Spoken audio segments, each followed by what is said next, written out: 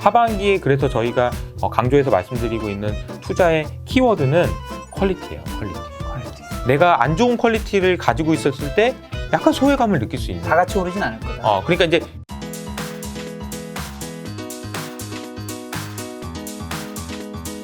알겠습니다. 네네. 어쨌든 무형자산이 중요해지고 있는데 그중에서 뭐 미국 경제 내에서도 제조업 비중이 굉장히 많이 줄었다면서요? 네, 그러니까 이제 사실은 이 얘기는 이제 오래된 얘기이긴 해요. 그래서 이제 제조업의 비중, 그러니까 이렇게 효율화를 추구하고 하다 보니까 미국은 이미 한 20-30년 전부터 유형자산 투자는 없고 공장 그런 걸 왜 만드냐 그러면서 이제 무형자산 투자만 한 거야. 얘네들은 이미. 그래서 그 미국에서는 그 연필을 못 만든다는 얘기가 있어요. 연필 못 만든다고? 연필 만드는 공장이 없다. 그래서 하도 그런 건 안 하니까. 옛날에 메이드 인 USA 막 아니 그런 연필 같은 걸 왜 만드냐 우리가. 연필은 저런 데서 저기 중국에서 만들든 어디서 만들든 이런 식으로 다 줘버리니까 아니 연필로 못 만들 수가 없는 거야. 그런 지경에 이르렀다. 그러니까 옛날에 우리가 이제 중국에서 뭐 야 반도체 굴기나 기술 뭐 없다 이런 얘기 할 때 그러니까 중국에서 무슨 얘기가 나왔냐면 이 볼펜 심이 있잖아요. 조그만 거. 이걸 만들 수 있는 능력이 없다. 그래서 난리가 난 적이 있었거든요. 그러니까 그만큼 기술이 없다. 우리는 너무 맨날 연필만 만들고 있는 거 아니야. 그런 얘기가 나오면서 우리도 기술 개발하자라고 했다면 반대로 미국에서는 연필을 못 만드는 거야, 거꾸로. 그래서 전부 다 공장은 밖으로 나가. 이러다 보니까 미국 내에서는 오히려 지금 반대의 현상이 나타나요. 가치가 있는 거를 주로 하고 가치가 좀 떨어지는 것들을 다. 가만히 놔두니까 그런 식으로 가다 보니까 야, 이러다가 우리가 지금 아무것도 없다, 공장이. 큰일 났다. 이런 얘기가 나오고 뭐 다른 반성의 목소리도 나오지만 어쨌든 중요한 거는 미국 내에서의 제조업이 차지하는 비중은 고용을 기준으로는 8%밖에 안 됩니다.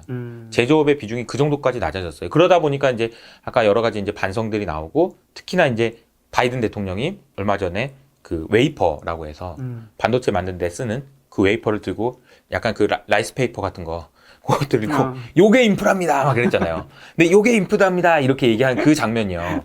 저는 매우 오랫동안 기억이 될 장면이라고 생각해요. 왜냐면 이게 되게 큰 의미가 있어요. 그 미국에서 반도체 공장을 이렇게 짓겠다라고 얘기하는 거는 그리고 반도체 공장을 지금 미국에서 어떤 상황이냐면 우리가 지금 보니까 야 반도체 산업과 관련돼서 무형자산 투자는 뭐고 유형자산 투자는 뭘까요? 그러면 무형자산 투자는 뭐냐면요. 반도체를 설계하는 기술. 그러니까 막 연구를 해가지고 어떻게 디자인을 할까? 이거를 이렇게 하면 이런 거. 이런 거는 압도적으로 잘해요, 미국이. 그래서 전 세계 이것과 이런 그 반도체 설계와 관련된 가장 핵심적인 IP, 즉 그러니까 지적 재산권은 전 세계의 70%가 미국에 있습니다. 다 있는 거예요, 거의 다. 근데 그 기술을 가지고 아주 미세하게 만들어가지고 반도체를 만드는 거는 지금 우리나라랑 대만에서 하고 있잖아요.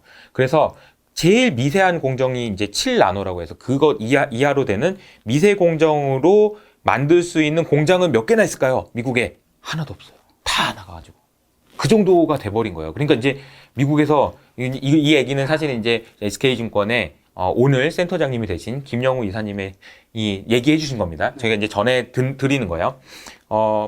대만이랑 한국이 사실 중국이랑 지리적으로 가깝잖아요. 그래서 중국은 계속해서 이쪽으로 영향력을 확대하려고 해요. 그래서 군사적으로도 굉장히 노력을 많이 하고 있거든요. 그런데 이게 미국에 봤을 때는 이런 생각을 하는 거죠. 야, 요게 이렇게 넘어가면 이 두 나라가 만약에 중국의 영향권이 된다면 TSMC와 삼성전자가 우리한테 반도체 안 주면 어떡하냐. 이게 엄청난 위협인 거예요. 안보의 위협이 되는 거예요. 왜냐하면 우리가 4차 산업혁명으로 가고 기술 패권이 되는 과정에서 핵심이 되는 거는 반도체인데 만약에 혹시 이쪽이 영향력이 넘어간다면 뭐 얼마나 걸리거나 가능한지 여부는 모르겠으나 혹시라도 만에 하나 그 가능성이 있는데 그 가능성을 이 현실화 됐을 때 우리 안보는 어떻게 되는 거예요? 이게 그래서 미국에서 난리가 난 거예요. 그래서 바이든 대통령이 몇 번이나 이거 들고 이렇게 한 거예요. 중요하다고. 이거 돈 들여서라도 가져오자고. 공장을 삼성전자와 TSMC에 있는 공장을 띄어다가 새로 짓는 공장은 다 미국에다 짓자. 미국의 최첨단 반도체 공장을 다 짓게 만드는데 돈을 쏟아부어요. 이 공장 만드는데. 공장만 만들면 내가 2조씩 줄게. 엄청난 돈을 주는 거예요. 그러니까 지금 그런 현상들이 나타나고 있다는 겁니다. 그러니까 미국에서 나타나고 있는 현상은 제가 이제 무형자산 말씀드리면서 여기까지 왔는데 중요한 포인트는 뭐냐면 미국은 이미 30년 전부터 무형자산 투자만 하면서 제조업 이렇게 빠졌고 네. 지금은 제조업의 중요성에 대해서 인정을 하고 네. 그러면서 이게 올라오고 있는 과정인 것 같아요. 그러나 여전히 효율적인 투자는 이런 식의 아까 제가 말씀드렸던 안보의 위협 때문에 어쩔 수 없이 하는 투자 이런 것을 제외하면 무형자산이 훨씬 더 효과적이다 이렇게 말씀드릴 수 있습니다. 그렇게 변화된 거를 우리가 미국에서의 시가총액 상단을 보면 알 수 있는 거겠죠? 시가총액 상위를 보면 네. 뭐 보면 애플이 1등 그렇죠. 그리고 애플, 아마존, 아마존. 마이크로소프트 그리고 페이스북, 네. 테슬라 이 회사들은 전부 다 유형 자산이 아니라 무형 자산 들고 있는 거죠. 그 회사들의 시가총액을 보면 그 우리가 막 땅 많이 들고 있고 이런 회사들이 거의 없습니다. 시가총액 상위 종목에 이미 뭐 주가가 많이 올랐다고 해도 들어가질 못해요. 네. 그런 상황이다 이미. 그러니까 뭐 빅테크들이 뭐 규제가 어쩌고 저쩌고 그 뭐 좋은데 그러면 그 회사들이 빠질 거냐 올라갈 거냐라고 저한테 베팅하라고 그러면 저는 당연히 올라갈 거라고 당연히 베팅합니다. 올라갑니다. 당연히 올라가죠. 당연히. 왜? 시간이 가면. 네. 아까 그 질문은 다시 옮겨볼까요? 애플과 같은 브랜드를 만들기 위해서 올해 만드는 거랑 5년 후에 만드는 거랑 돈이 얼마나 차이 날까요? 비교가 안 되는 거 게임이 안 되는 거죠. 애플 같은 회사를 지금 유럽에서 만들기 시작한다고 생각해 보세요. 만들 수 있나요? 못 만들어요. 못 만들어. 절대 못 만듭니다. 근데 지금 애플은 가만히 있나요? 다 하고 있죠. 가장 빠른 속도로 혁신하고 있죠. 예. 그거 어떻게 따라잡는 거예요? 그 가치를 여러분 이런 회사를 갖고 싶어요? 안 갖고 싶어요? 그걸로 판단하는 거예요. 그게 사실은 밸류예요. 밸류. 프라이스가 아니고. 뭐가 규제가 어떻고 뭐가 어떻게 되고 이런 거는 프라이스고 네. 프라이스 말고 밸류에 집중하시자 이렇게 말씀드립니다. 어떻게 보면 무형자산의 경제 그 기업의 속도는 유형자산 속도보다 훨씬 빨라서 더 따라잡을 수 없는 거죠. 그러니까 더 따라잡을 수 없기 때문에 독과점 뭐 피해를 막겠다는 둥 아니면 뭐 세금을 더 물리겠다는 둥 뭐 이런 걸로 해서 끄집어 당기려고 하는 거죠. 근데 끄집어 당기고 있는데 지금 이러고 있는 거예요. 끄집어 당기는데. 실제 며칠 전에 한국에서도 그 온라인에서도 이제 그 골목 사건을 보호하기 위해서 그런 것들 규정을 좀 만든다는 식으로 뉴스가 조금씩 나오더라고요. 그렇죠. 요걸 보면은 구글 생각해 볼까요? 유튜브를 구글이 가지고 있는 거잖아요. 그럼 유튜브에서 광고를 해서 주잖아요, 우리한테. 유튜버들한테. 어떻게 계산해서 주는지 아세요, 혹시? 잘 모르죠. 그냥 주는 대로 받는 거죠. 네. 그러다가 만약에 구글이 안 주면 어떻게 할 거예요? 안 주면 무릎 꿇어야죠. 소송할 겁니까? 사과 영상 올릴 겁니다. 아니, 그러니까. 그거 제가 잘못했어요. 누가 갑과 을인지 생각해 보라고요. 구글이요?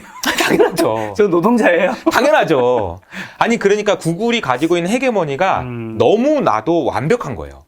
그 광고 시장에서. 그러니까 구글한테 광고주들이 가고 우리가 하고 막 이런 것들이 너무 완벽하게 스크럼이 짜져 있어서 이거는 진짜 뚫기가 너무 어려운 거예요.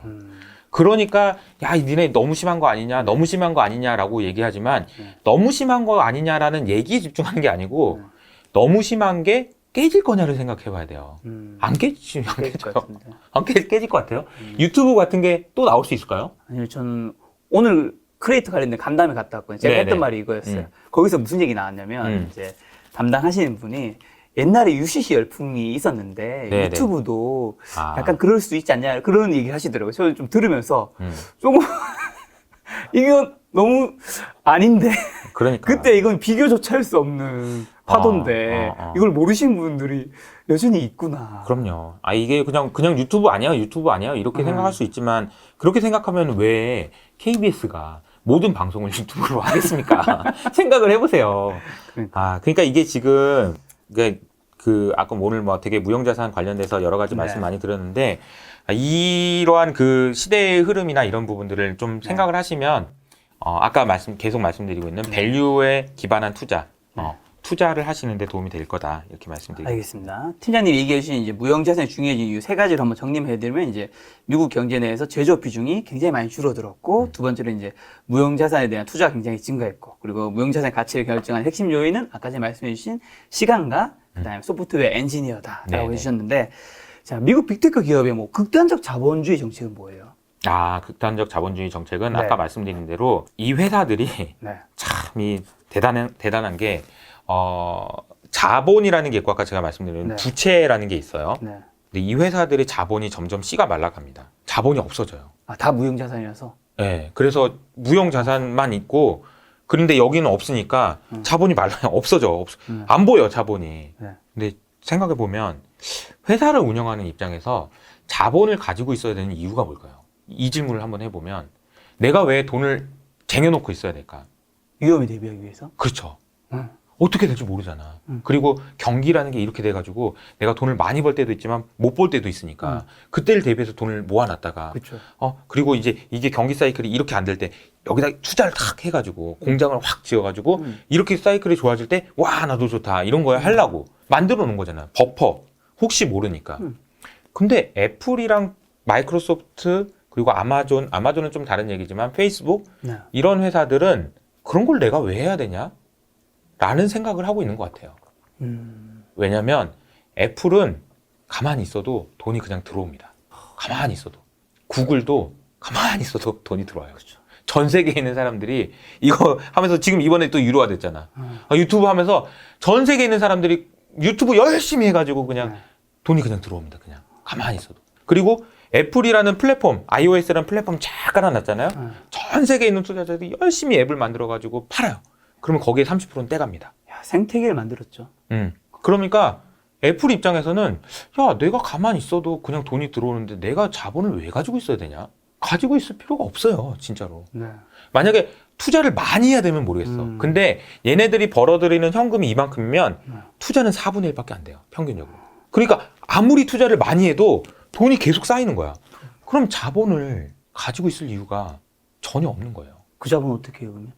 그러니까 그걸 어떻게 하냐면 주식을 사요. 아, 자사주를 사요. 자사주 소각. 그렇죠. 계속 소각합니다. 자사주를 사서 소각, 자사주를 사서 소각. 자본 같은 건 필요 없는 거예요.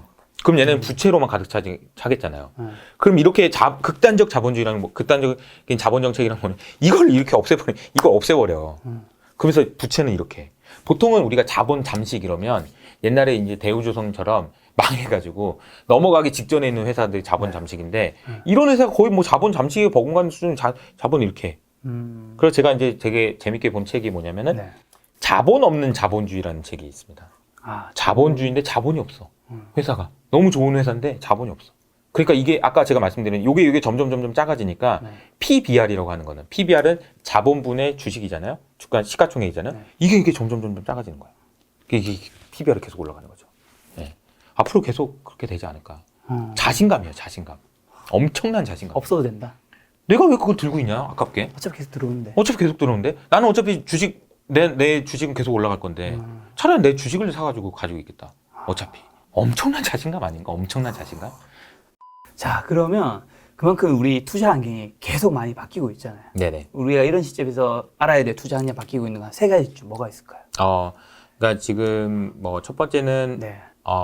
투자 환경이 많이 바뀌었다. 저는 이제 요즘에 이제 투자하시는 분들한테 얘기하는 거는 오픈북 테스트입니다. 지금 이런 말씀드리거든요. 그러니까 주식과 관련된 정보는 모두 오픈돼 있습니다. 그죠. 모두인지는 모르겠지만 좀 상당히 많이 오픈돼 있어요. 맞아. 네. 앞으로 더 많이 오픈될 겁니다. 아마. 그래서 여러분들이 맘만 먹으면 언제든지 찾았을 수 있죠. 그런데 여기서 중요한 거는 뭐냐면 오픈북 테스트를 보면은 시험 보는 모든 사람들이 다 만점 맞나? 아니죠. 그건 아니에요. 아니죠. 그건 아닙니다. 그래서 오픈북 테스트를 잘 보시기 위해서 필요한 거는 어디에 뭐가 있는지를 잘 알아야죠. 김 작가 TV에 오면은 뭐가 있는지, 어떤 TV에 오면 뭐가 있는지 이런 거 잘 알아야겠죠. 그리고 정보를 얻기 위해서 내가 하는 그런 투자를 하기 위해서 뭐가 필요한 건지 이런 걸 잘 알아놓으셔야 될 것 같고, 그리고 기본에 충실해야 되는 기본에. 그러니까 기본적인 것들에 대해서 정보를 잘 알고 기본적인 내용들을 잘 알고 있어야죠. 그러니까 이제 제 채널에서 계속 아카데미라고 하고 기본을 교육하려고 하는 이유가 그거예요. 오픈북 테스트예요. 그러니까 기본기만 다져놓으면 날라다니실 수 있는 거예요. 왜냐하면 정보는 되게 많아요. 그렇죠. 그러니까 여러분들이 스스로 정보를 만들어가지고 주식 투자를 할 수 있는 환경은 너무 좋아요. 그런 환경이 됐다는 거 첫 번째 말씀드리고, 또 하나는 뭐냐면은 근데 이 정보를 누가 제일 많이 가지고 있을까? 이게 되게 무서운 얘기인데, 제가 이 얘기는 이제 한 5년 전쯤에 제가 이제 글로벌에서 가장 큰 회사 중에 하나가 이제 블랙락인데, 블랙락의 이제 CIO 분을 만난 적이 있습니다. 그분한테 제가 물어본 게 있어요. 혹시 경제 지표 중에 어떤 지표를 제일 좋게 봅니까? 그랬더니 그분이 하신 말씀이 저는 되게 충격적이었어요. 경제 지표 안 보는데요? 저희가 만드는데요? 저희 회사에 머신러닝, 그러니까 AI 전문가가 네. 박사급으로 한 50명 있는데 네. 그 사람들이 만들어요. 그러니까 그래서 뭘 어떻게 만드는데요? 그랬더니 그분이 그러더라고요. 소비자 심리 지표를 예를 들어 봅시다. 소비자 심리 지표라는 게 뭐냐면은 미국에서 사람들한테 설문조사를 돌리는 거야. 김 작가님한테 네. 김 작가님 다음 달에 냉장고 같은 거 사실래요? 이렇게 물어보는 거예요. 설문지를 돌려서. 근데 이제 뭐 사실 그런 질문은 엄마한테 하는 게 맞죠. TV 살 건지 냉장고 살 건지 이런 것들, 가구 살 건지 이런 거. 근데 이제 아무한테나 돌리니까 그런 이제 좋지 않은 정보들이 올라올 가능성이 높은 그쵸, 거죠. 그쵸. 근데 이제 그분이 얘기하신 건 이런 겁니다.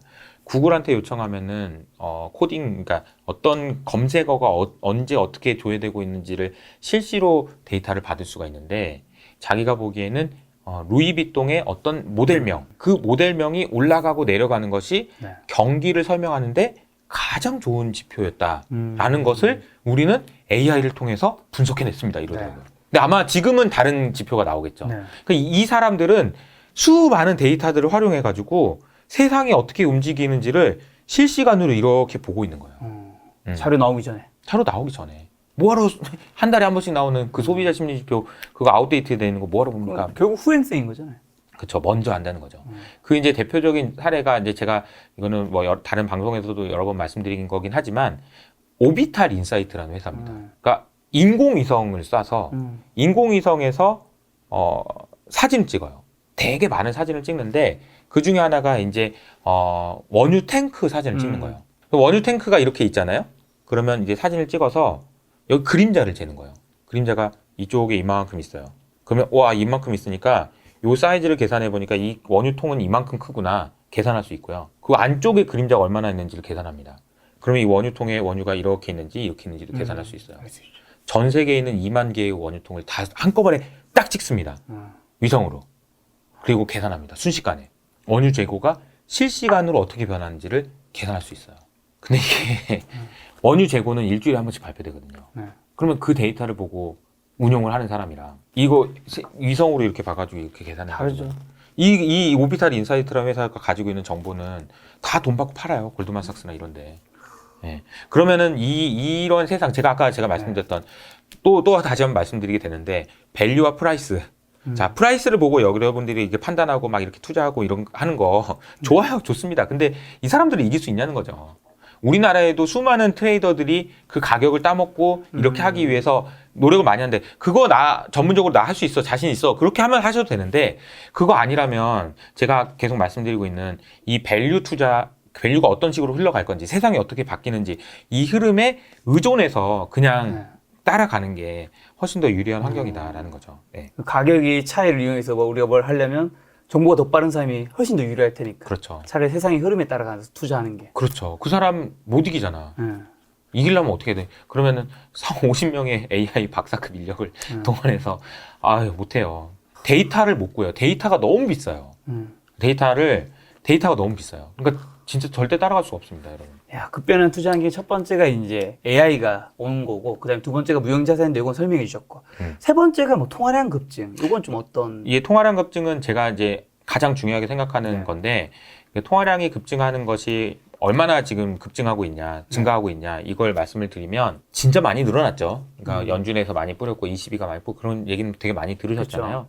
근데 이제 진짜 그 저장할 데가 없을 정도로 많이 풀렸어요. 네, 저장할 데가 없을 정도로. 작년에 우리가 유가가 마이너스 간 적이 있었잖아요. 네. 그 유가가 마이너스 갔다는 얘기는 무슨 얘기냐면, 주유소에 갔더니, 주유하러 왔습니다. 그래요? 그러면 제가 기름 넣어드릴 테니까 돈도 드리고 기름도 넣어드릴 테니까 빨리 좀 더 넣어주세요, 제발. 이게 말이 됩니까? 그 주유소 입장에서 그런 상황이 왜 일어나는지를 한번 생각해 보세요. 왜 일어날까요? 저장해 놓을 데가 없어서 땅에 버려야 되는데 버릴 수가 없으니까 오면은 넣어드릴게요. 돈 드릴 테니까 이거 가져가세요. 저장 공간이 없었기 때문에 마이너스 유가가 된 거거든요. 저장 공간이 없었기 때문에. 그러면 마이너스 금리라는 거는 뭐냐면은 돈을 저장해 놓을 데가 없다는 얘기예요. 돈을 저장해 놓을 데가 없으니까 마이너스 금리에라도 돈을 저장해 놓겠다는 거잖아. 근데 그런 채권들이 지금도 10조 달러가 넘게 있어요. 10조 달러면은 지금 미국 GDP의 절반이나 돼요. 네. 저장을 못할 정도로. 그러면 저는 그래서 아까도 제가 이제 시작하기 전에 말씀드렸지만 저장할 데가 없을 정도로 이 풀려 있는 돈들 어디로 가야 되냐? 주식으로도 가고 채권으로 가고 부동산으로 가고 그러다 갈 데가 없어가지고 저장할 데가 없어가지고 가격이 너무 올라서 이건 너무 안 되겠는데 그래서 어디로 갑니까 요새? 그림으로도 가고 어디로도 가고 저는 그래서 무형자산으로 가야 된다고 생각해요. 그러니까 김 작가님이 이 채널에 와야 되는 거예요. 돈이 투자가 돼야 되는 거예요. 왜냐면 여기다 저장해 놓는 거예요. 왜냐하면 이 김작가 TV라는 것이 가치가 이만큼 있으니까. 네. 그래서 무형자산이 거래되는 세상이 저는 반드시 온다라고 생각합니다. 요즘 유튜브에도 보면 점차 음악 저작권 거래하는 영상들도 굉장히 좀 많이 늘어나고 있고, 그쵸. 그다음에 그림 관련된 재테크도 사실 옛날에 정말 부자들의 맞아요. 영역 같은 맞아요. 거였는데 요즘 책도 되게 많이 나오고 있어요. 강좌도 생기고 있고 그만큼 맞습니다. 돈을 보관할 때가 없어요. 지금 사실 되게 그게 중요한 것 같습니다. 최근에 또 FOMC 열렸었잖아요. 네네. 요거 좀 가볍게 한번 정리해 주신다면. 네네. FOMC 회의가 6월 달에 있었고, 굉장히 호기시하다라는 평가들이 많았죠. 연준 의원들이 왜 이래, 안 그러던 애들이 이렇게 많이 받아들이셨을 것 같은데요. FOMC 회의 이후로 나타났던 여러 가지 현상 중에서 딱 하나만 말씀드릴게요. 네. 장단기 금리 차라는 게 있습니다. 그렇죠. 장기물 금리와 단기물 금리의 차이. 근데 이거를 은행 입장에서 설명을 드리면 좀 쉬울 것 같아서 은행 입장에서 설명을 드려볼게요. 은행은 예금을 받아서 대출을 해주는 곳이잖아요. 네. 예금을 받아서 대출해 주는 곳입니다. 예금을 한다는 얘기는 뭐냐면은 단기 금리예요. 왜냐면 예금해놓고 언제든지 찾아갈 수 있잖아요. 그렇죠, 그렇죠. 그러니까 하루짜리 금리 하루 맡기고 하루 뺄 수도 있고 그러니까 이건 단기 금리입니다. 네. 그리고 대출은 뭐냐면 최소 1년 이상은 하는 거죠. 그러니까 그건 장기 금리예요. 네. 그럼 예금 금리는 단기 금리, 대출 금리는 장기 금리예요. 자, 그러면은 이 차이가 나면 날수록 커지면 커질수록 은행은 돈을 더 많이 벌 수 있죠. 그러면 이게 차이가 커지면 커질수록 은행은 돈을 더 많이 빌려주려고 할 겁니다. 돈을 더 많이 빌려주면 경기는 더 좋아지겠죠. 네.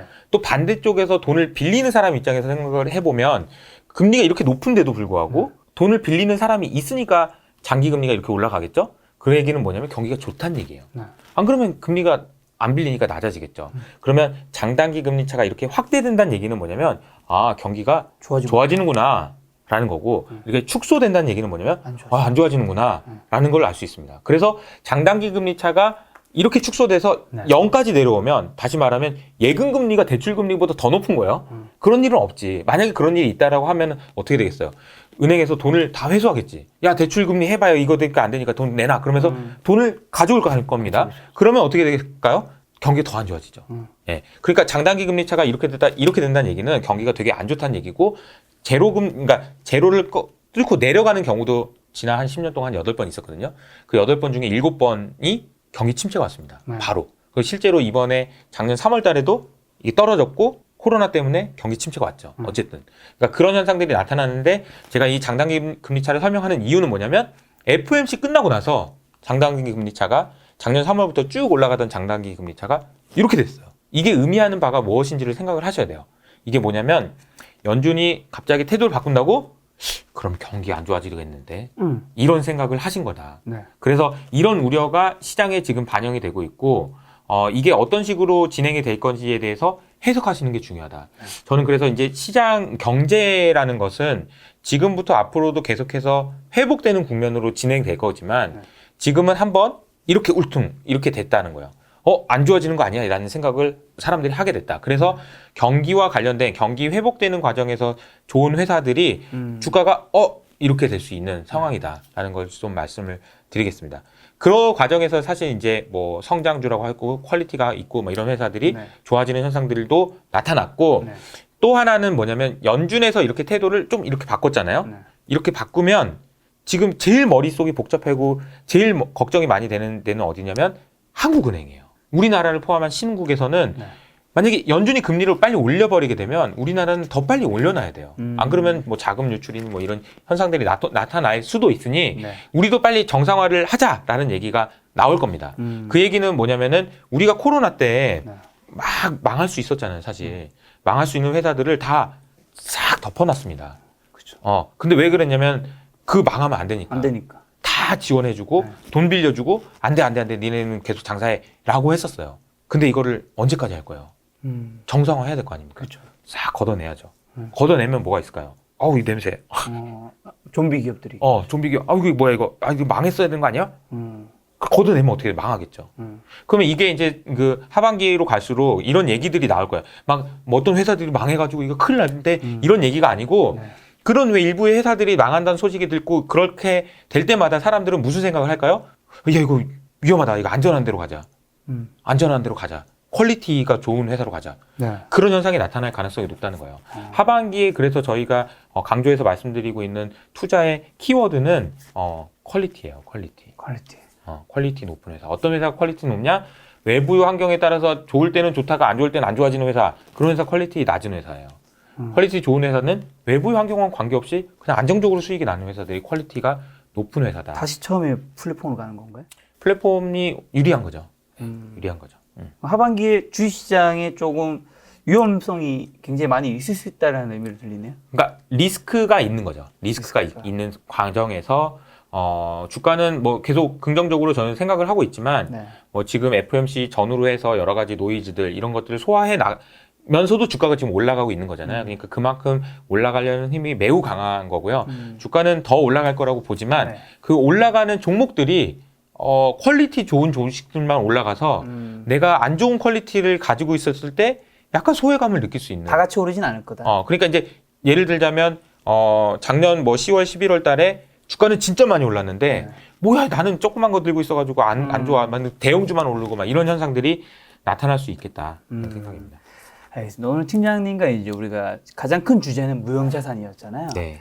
자, 그럼 이제 무형자산의 시대 투자자분들에게 마지막 조언 하나랑 또 무형자산의 시대에 우리가 투자자 이전에 우리가 또 아무래도 일을 하고 있는 사람들일 거란 말이죠. 아니면 네. 잡을 구해야 되는 사람들이거나 네. 그런 분들한테는 사실 무형자산에 대한 준비가 안 되어 있는 분들은 굉장히 힘들어질 수 있는 세상일 것 같은데 맞습니다. 그런 분들한테 또 좋은 마지막을 한번 해주시나요? 네, 이게 이제 무형자산에 대해서 이렇게 자세히 설명해 본 적은 없는 것 같은데, 진짜 되게 자세하게 설명드린 것 같습니다. 참, 그리고 요즘에 나타났던 현상들이나 앞으로 나타날게 될 그런 현상들도, 많이 자세히 설명드린 것 같고요. 그래서 제가 이제 이 카카오나 네이버와 관련된 이야기들을 되게 컨빅션 있게 말씀드릴 수 있었던 것 같아요. 그리고 이게 또 한 번 강조해서 말씀드리지만, 가격은 조정받을 수 있다. 하지만 가치의 순서는 바뀌지 않을 거다라고 제가 말씀을 드리고 싶습니다. 그래서 무형자산이 좋다라고 해서 무형자산이 있는 회사만 사야 된다 이런 개념은 아니에요. 그리고 거짓말로 무형자산 가지고 있다고 얘기하는 회사들도 있어요. 그런 회사들 걸러내야죠. 그런 거는 실력인 거고. 그러니까 사실 이제 제가 네이버 카카오만 막 얘기했던 게 이거는 걸러지는 거 이미 걸러졌고. 그런 게 좀 많은 쪽이 아무래도 바이오 쪽인 거죠. 그렇죠. 근데 바이오가 진짜 그 무형자산이 많죠. 근데 무형자산이 많으니까 야 그럼 바이오는 다 좋냐? 그건 또 아니잖아. 아니죠. 그래서 투자하기가 상당히 쉽지 않습니다. 그래서 이런 기준으로 투자하시는 거 쉽지 않지만 이제 무형자산이 좀 더 계속해서 중요해지는 시대로 오고 있으니 여러분들이 이걸 감안하셔서 투자 판단하시는데 활용하셨으면 좋겠다라는 말씀을 드리고 인생을 살아가는 과정에서 우리가 이제 무형자산이 그렇게 중요해진다고 하니 그럼 어떻게 해야 되냐라고 생각을 해보면 저는 무형자산 투자하셔야 된다. 여러분도. 그러니까 여러분 스스로도 레퓨테이션을 쌓든 지식을 쌓든 노하우를 쌓든 뭐든 그거에 투자를 많이 하셔야 된다. 지식을 쌓고 주식 투자와 관련된 거 관심 많으시잖아요. 네. 주식 투자와 관련된 내공을 쌓고 내 주식 투자와 관련된 근육을 쌓고 이런 데 관심이 많고 해야지. 내가 뭐 해가지고 꼬마 빌딩 사야지. 이런 거 하지 마시고 차라리 그 돈으로 더 여러분들 개인에게 투자하셔서 개인적인 역량 이게 사실 무형자산이에요. 대표적인 무형자산이 그냥 사람입니다. 그 사람이 가지고 있는 지식, 지혜 그런 게 다 무형자산이에요. 그러니까 무형자산에 좀 더 투자를 많이 하시는 게 되게 중요할 것 같다라는 말씀을 드립니다. 그리고 투자하는 가운데도 어떻게 보면 사실 우리가 잡 측면에서도 이게 내가 속한 곳이 유형자산이 강한 쪽일 수도 있잖아요. 그렇죠. 그런 분들이 사실 무형으로 전환한다는 거는 어렵죠. 쉽지 않을 수 있잖아요. 맞아요. 그렇다면 그분들은 대체적으로 무형자산 기업에 투자를 하면 그렇죠. 좀 해지되는 부분들이 있겠네요. 맞습니다. 네네. 알겠습니다. 오늘 만남의 손님은 SK증권의 이호석 팀장님이었습니다. 지금까지 여러분 소중한 시간 함께해 주셔서 정말 감사합니다. 오늘도 김 작가였습니다. 고생 많으셨습니다. 네.